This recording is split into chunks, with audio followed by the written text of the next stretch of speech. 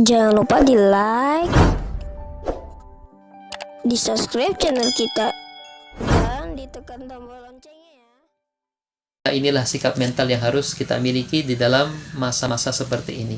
Maka kalau ada orang yang sampai bunuh diri karena ada fenomena seperti ini, berarti orang yang gagal untuk bisa meraih ketenangan jiwa terhadap ujian Allah Subhanahu wa taala ini. Kita lihat bagaimana fenomena umat manusia hari ini dalam ilmu psikologi disebut dengan anxiety disorder ya.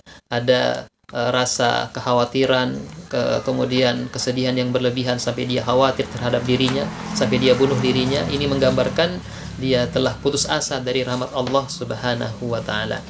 Alhamdulillah, jamaah rahimakumullah, kita kembali ke tema awal ya, bahwa orang-orang yang tadi mampu bersabar ketika dia mendapat musibah, maka dia akan mengatakan inna lillahi wa inna ilaihi rajiun. Karena memang ya semua apapun yang ada pada diri kita, termasuk diri kita ini, semuanya berasal dari Allah Subhanahu wa taala. Ketika itu tidak ada, ketika itu pergi, termasuk diri kita ketika kita wafat, itu juga kembali kepada Allah Subhanahu wa taala.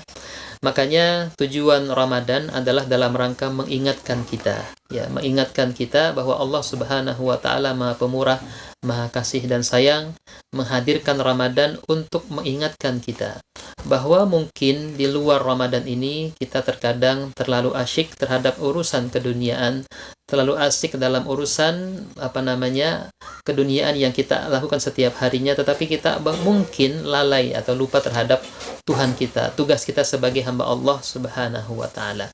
Maka Ramadan dihadirkan dalam rangka mengembalikan kita. Kalau dalam istilah kita di Indonesia ada istilah mudik ya, maka sesungguhnya Ramadan itu adalah medium untuk kita mudik secara hakiki, mudik secara spiritual, mudik secara ruhaniyah. Kita kembali kepada jalur yang sesungguhnya telah ditetapkan pada diri kita, yakni fitrah rabbaniyah kita, bahwa kita sesungguhnya adalah milik Allah Subhanahu wa taala. Maka tugas kita adalah bagaimana tetap berada di dalam diri Allah Subhanahu wa taala. Maka hakikat atau tujuan dari para Ramadan adalah bagaimana kita kembali kepada jati diri kita sebagai hamba Allah Subhanahu wa taala. Sebagaimana yang difirmankan di dalam surah Al-A'raf, A'udzubillahi minasyaitonir rajim, wa idz akhadha rabbuka min bani adama min duhurihim dzurriyyatahum wa asyhadahum ala anfusihim alastu birabbikum qalu bala syahidna an taqulu yaumal qiyamati inna kunna an hadza ghafilin. Ayat ini menceritakan satu episode di dalam kehidupan kita sebelum kita lahir ke dunia ini. Kalau di dalam bahasa di Jawa itu ada istilah sankan paraning dumadi ya. Artinya kita harus ingat kembali asal muasal kita, bagaimana hulu daripada kehidupan kita ini. Ada hulu, ada hilir ya. Di mana hulu daripada kehidupan kita ini ada asal muasalnya. Nah, ayat tadi itu menjelaskan kepada kita, mengabarkan kepada kita bahwa sebelum kita terlahir ke muka bumi ini, ruh Allah yang ada di dalam diri kita ini, ruh yang telah ditiupkan, dihembuskan ke dalam diri kita ini, wa nafakhtu min ruhi min amrina, kata Allah, ruh ini pernah diminta persaksiannya di hadapan Allah Subhanahu wa taala.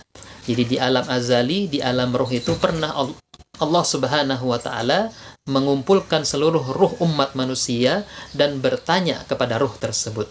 Wa idz akhadha rabbuka min bani adama min duhurihim dzurriyyatahum. Seluruh anak cucu Adam ruhnya itu dikumpulkan.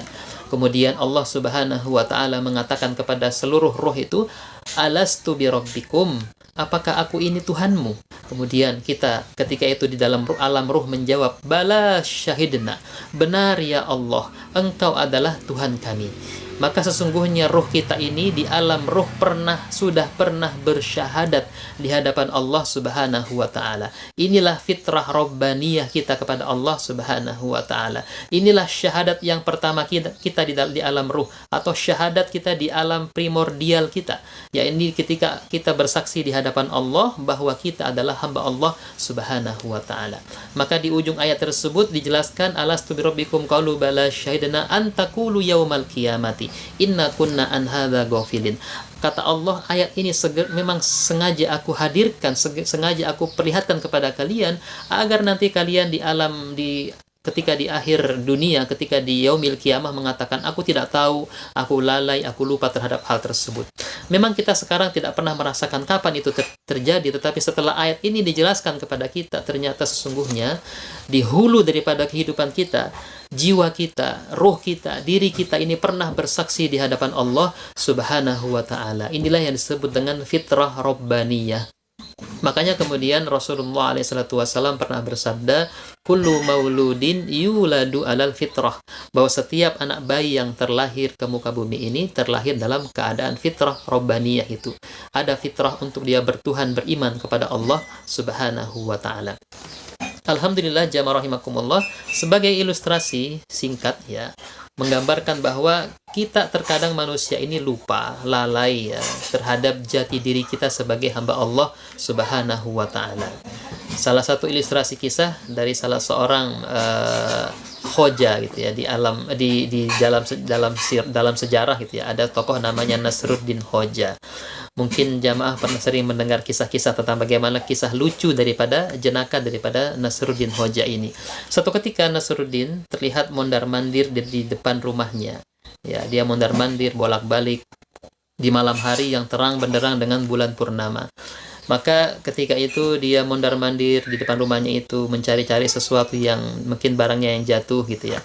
Maka sahabatnya yang lewat bertanya, wahai Nasruddin, apa gerangan yang kau cari?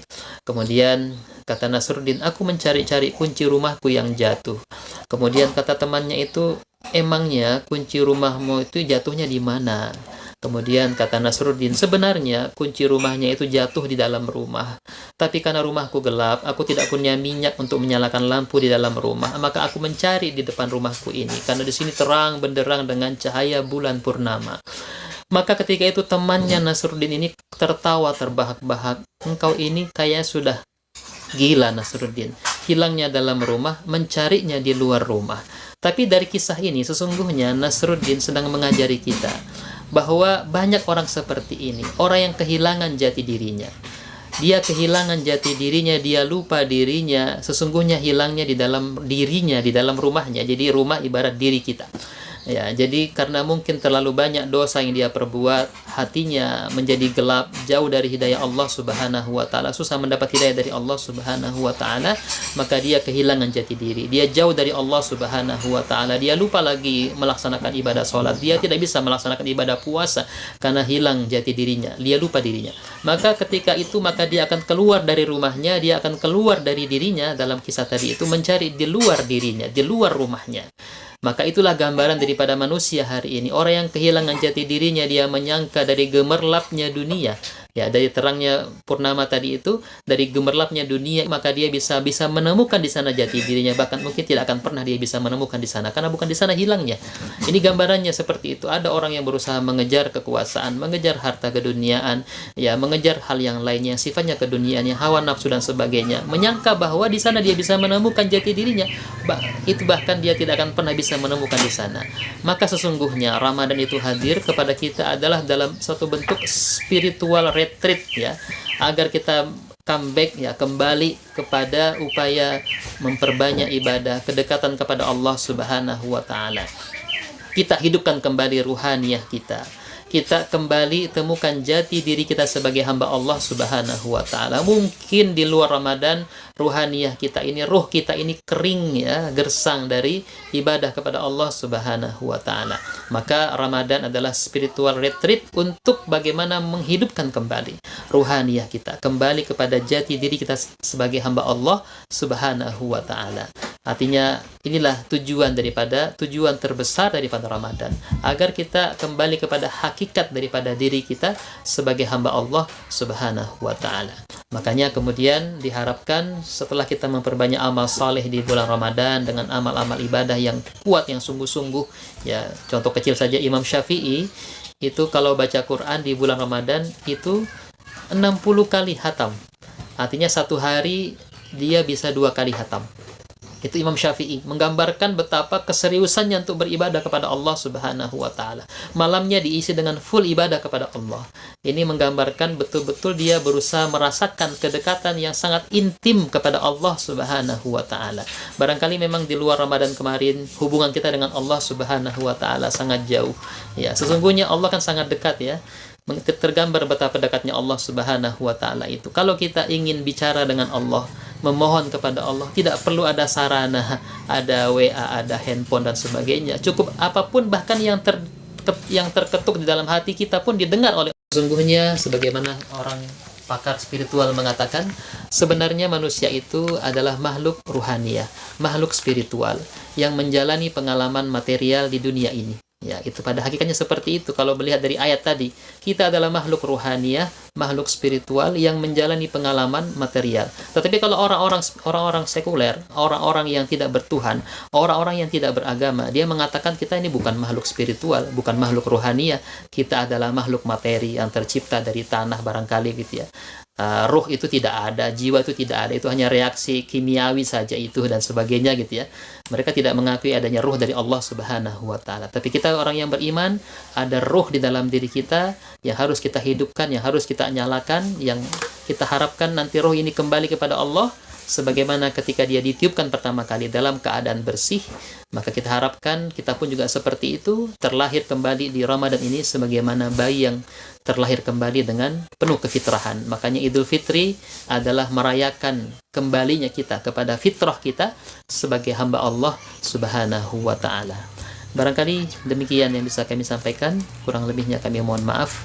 Subhanaka la ilma lana illa ma 'allamtana innaka antal alimul hakim. Assalamu alaikum warahmatullahi wabarakatuh.